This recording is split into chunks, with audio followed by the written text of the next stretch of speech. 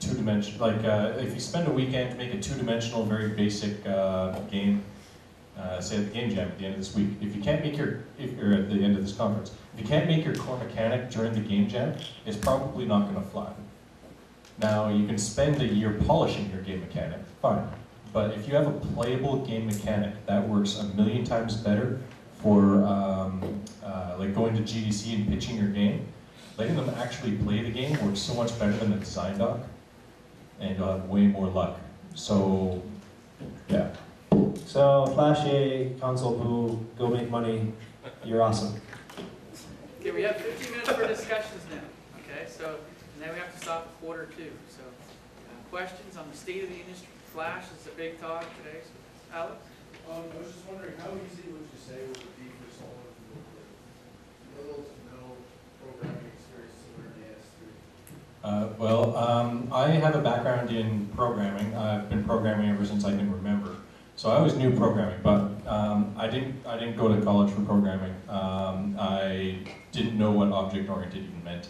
Like, it was all just basically basic PHP scripts. I gave myself 1 month to download Flash for the first time. Downloaded Notepad++, I did all my code in there actually, and learned object-oriented programming, made 15 prototypes, picked the best one, and polished it and released it in 30 days, about full-time work. So that's how fast I did it. I knew the fundamentals of programming, so I knew what an if statement was and things like that. I knew the basics, but I did teach myself during that time object-oriented and a lot of like putting your source code in more than one file. Like what? I, on the other hand, am a moron. It took me about 3 years at Chorus because I started from scratch, and I started on the art side, so it took me 3 years before I was actually able to feel like I had superpowers and I knew how to use AS2. When it came time to make the switch to AS3, I spent 2 months trying to learn it. I got the Colin Luke book, I was banging my head against the wall, and the thing that did it for me is a client came and they said, "We've got money for you, go build a game. You've got 2 months." And by cracky, I learned AS3 building that project, right? So that's another thing. If you don't, this is another thing. I wrote a book in Unity, and some of you have used Unity, and the book's coming out in September. I highly recommend it. But emerging trends. yeah. So they came up to me and they said, "You want to write a book in Unity?" I'm like, "Well, I don't know how to use Unity." They said, "You make games though, right?" I'm like, "Yeah." And they said, "You're a good writer?" I'm like, "Oh, yeah, I do all right." So they said, "Okay, write us a book in Unity." So I know how to use Unity now, but it took me writing a book to learn it. So man, jump in with both feet. I'm a big believer in trial by fire. Go get yourself on a scary, dangerous hook for something, and you'll learn. But if you're just like banging around, you know, eating Cheetos in your boxers, you know, think, "Oh, mom wants me to get a job." Not that there's anything wrong with that. No, well, it works for some. I come a different school of thought. I'd say go nuts and immerse yourself and get on the hook and get into some trouble and you'll learn it. I will fully agree with the need for a deadline. If I didn't give myself that 30-day limit, I never would have finished making prototypes, I never would have finished the game, I never would have learned half the stuff I did. And once those 30 days were up, I was able to immediately launch into a second game. And I was thinking to myself, oh, I'm just going to rewrite one of those old prototypes I had. But no, it was something completely new. So, and I no regrets. So definitely set yourself a hard deadline. If that hard deadline is tied to a payday, then Even better. yeah, even better. But get your mom to pay you. I'm not even joking. Say, "Mom, I will sell you my game for $7.50. It sounds ridiculous. I don't know, but she, make her your project manager. If that's what you got to do, if the opportunities aren't surrounding you and are abundant, do it. I think I wasn't entirely serious, but I said to my girlfriend, I said, who's sitting right back there, I said, "You should throw out my laptop if I'm not done my game within 30 days. I say to my wife, "Please punch me in the face repeatedly as hard as you can if I don't finish my milestone." Yeah. Okay, next Still have a question. beautiful face. Okay. Oh, Kurt. Yeah. You mentioned there for a fantastic contraption that you put the game out and then X amount of time later you put it in level editor and people kind of pay extra for that. And it seems like there's a trend now, especially from EA specifically, and a lot of social games where they'll let you play to a certain point, or if you don't buy it new, you have to pay for some more beneficial to put the game out as a trial basis and then maybe unlock a full version, for payment, or do it the way that you did it by having it free for everyone and then paying for extra content? Yeah, it really depends on the game, the target market, industry conditions. There's so many different variables out there. I'll say our method works because it worked. I don't know if it'll work for every game though.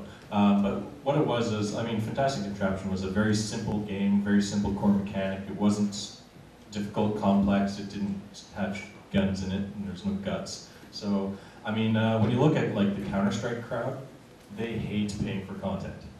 But if you look at the casual crowd, they love it. So, it really depends. Depends on the publisher too, wouldn't it? Really? Yeah, if you have a publisher, yeah. Well, what they're doing with that, with the content that you mentioned, where you have to buy the game new and there's a code that's a one-time use code to get additional content, is they're trying to claw back a lot of the money that they feel they've lost in the secondary market with used games being sold at GameStop. They don't see any of that money, and it's driving them crazy. I think it's nuts because the brick doesn't see any money when I sell my couch, right? It's just, that's what you have to deal with, and I think it's a really, I hate it. I think it's an anti-consumerist policy, and as a game developer, I would never do that to a gamer. I even feel that if I pay one price for my game, if I buy Peggle, I feel I should have Peggle on the PC, on the Xbox, on my DS, especially with digital distribution.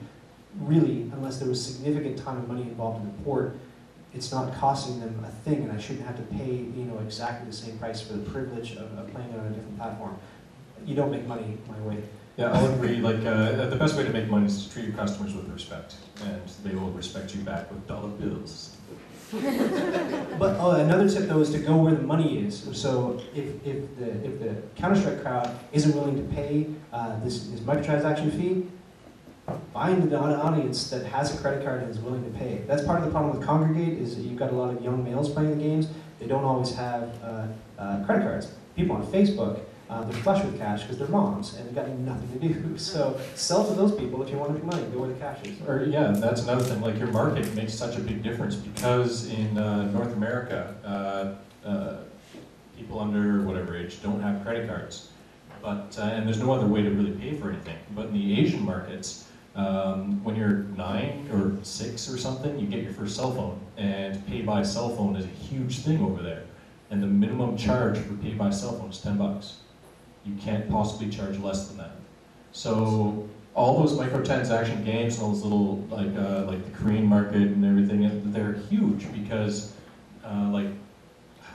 just because your entire market can pay for things, and they do pay for things, and their mom pays the phone bill at the end of the month.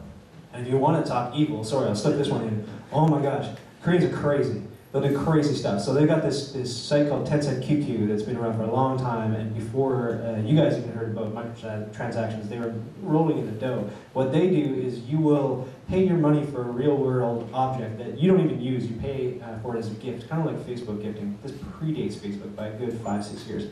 So you'll buy a carpet for somebody else's room, and the carpet, you've seen this in MMOs with swords breaking down, the carpet is rented. So you're paying that real world money for a thing that doesn't really exist, and the thing doesn't even last in the, it degrades and disappears in the game. They're crazy, they're evil, but people are paying, and if they're paying over there, we'll pay over here. Okay, another question, Martin. Yeah, I disagree. It's not evil. But you guys mentioned a lot of trends. So you mentioned Xbox Arcade went wide open. It was great for developers to jump in. You guys mentioned the iPhone used to be great for developers to jump in. Now the market's flooded. Facebook games right now still relatively open. If we're looking at forward trends, what should we expect next? Yeah, well, I'll say if you want to, I mean, if you got in on the XBLA like when it first launched, then you're golden. iPhone launch titles, they're golden. Even the iPad, basically whoever could port their game the fastest won.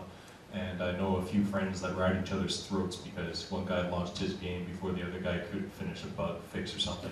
Yeah, so I mean, getting in when the market's new is definitely what you want to do, and identifying new markets when they come up is key. That said, I would say Facebook has not been tapped yet. It is there's been a few big hits by, 2 companies? Yeah, it's 3 companies. Yeah, 3 companies. Like, it's so small right now, and I mean, there's so many ways to monetize it, and there's only one option that's even been explored yet, which is that kind of microtransaction-y thing. There could be a whole other payment model, like no one's tried a pay-to-unlock Facebook game yet. No one's even tried it.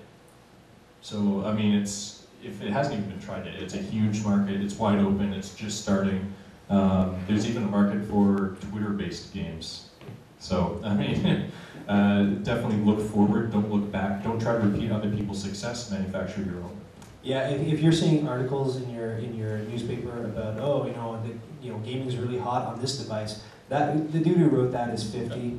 And If it hits a newspaper, it's too late. yeah, the ship sailed about 3 years ago, so don't even try. So I'll put out Android. I don't know if anyone has an Android phone. Yeah, cool. Marketplace sucks though, right? Oh yeah, I got a free Nexus One from GDC, and I'm willing to spend a few $100 or something on various games and download them all onto my phone. I can't find a single one that I want. I can't find one. There's nothing. So as soon as one of you puts one of those games on there that